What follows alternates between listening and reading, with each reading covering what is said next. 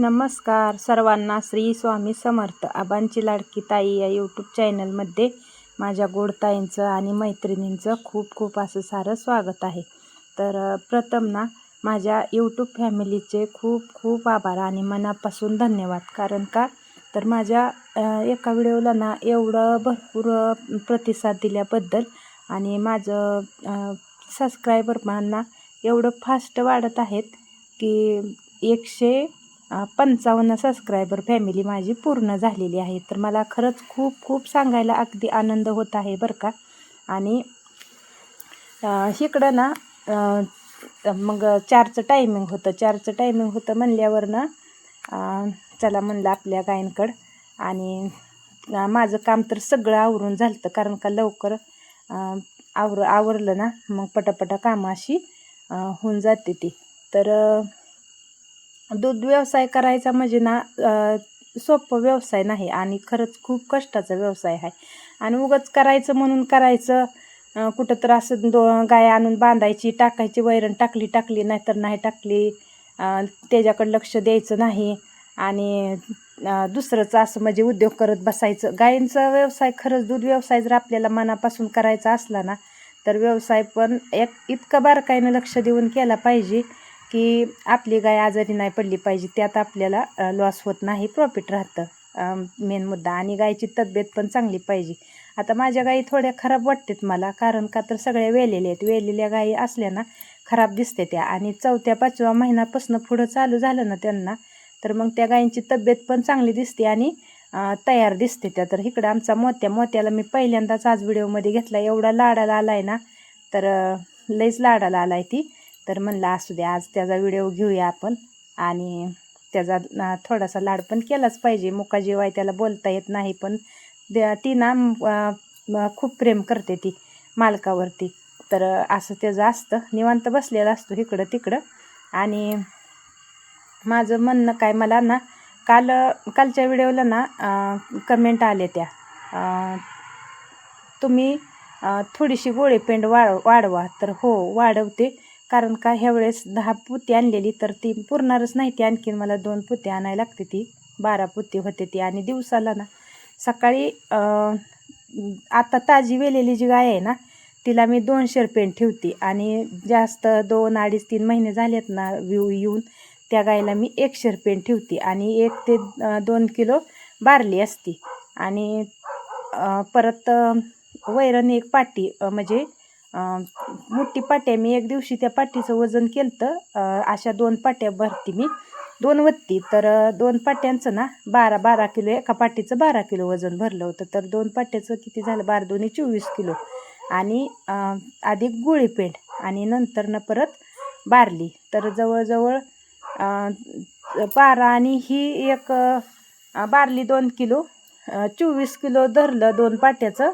आणि 2 kilo बारली 26 kilo. आणि 1-2 kilo पेंड 27-28 किलो खाद्य होतं एका गायला. मग खाद्य जर घातलं भरपूर तर भरपूर दूध निघतं. आणि खाद्य जर नाही घातलं, गायींना नाही बघितलं, लक्ष नाही दिलं तर मग दूध पण आपल्याला निघत नाही. आणि मग प्रॉफिट कसं राहणार आपल्याला? दूध निघालं तरच प्रॉफिट राहतं ना, तर मग आपला लॉस होत जातो.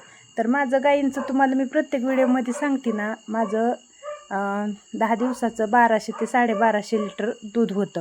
आणि जवळजवळ एक 50,000च्या आसपास, 1,000 ते 1,500 रुपये कमी पडतात, 50,000 रुपये पेमेंट येतं.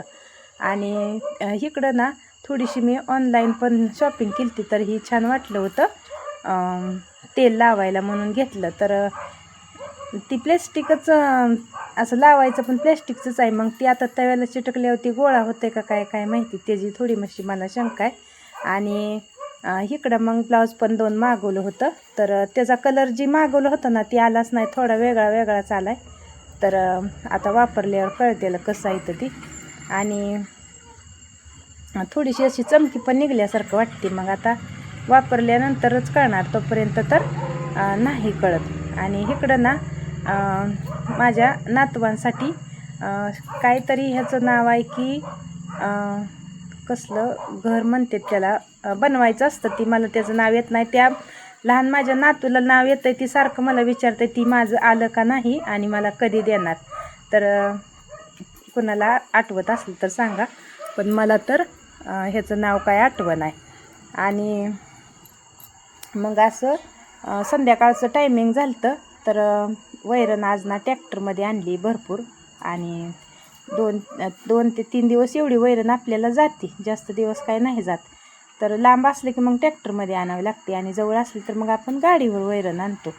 आणि इकडं म्हशीचं खाऊन पिऊन परत येडं घालायचं चालू होतं.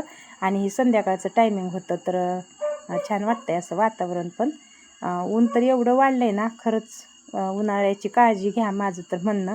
आणि इकडं ना मग गाईंचं सगळं शेड स्वच्छ करून झालं. आणि आज पाण्याची टाकी पण धुतलेली. शेण टाकून झालं. मी शेण कधीच ठेवत नाही, मुक्त गोठाय पण शेण ठेवत नाही, कारण का राडा होतो आणि आपल्याला पण ती असं घाण वाटतंय म्हणून मी शेण ठेवत नाही, का उचलती सारखं.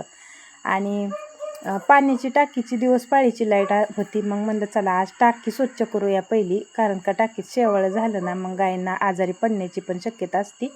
तर एकदम स्वच्छ केली चकाचक आणि चकाचक करून टाकी भरून घेतली. तर मला चुना लावायचा होता, पण चुन्याचे डबे नसल्यामुळं चुना लावायचा राहून गेला. आणि ड्रीपवर पाणी नव्हतं, मोकळं होतं, त्यामुळं प्रेशर काय पाण्याला नव्हतं, त्यामुळं टाकी भरायला पण असा वेळ लागला.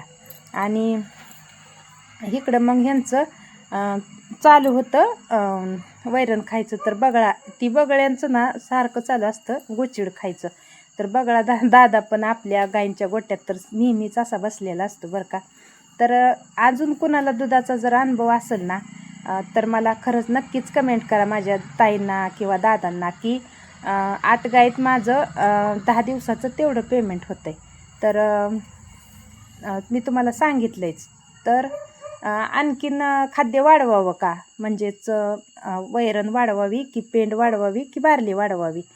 तर मला एक कमेंट आली ती पेंड वाढवा, गोळी पेंड. आणि परत दुसरी कमेंट आली, ताई तुम्ही कुठल्या गावचं.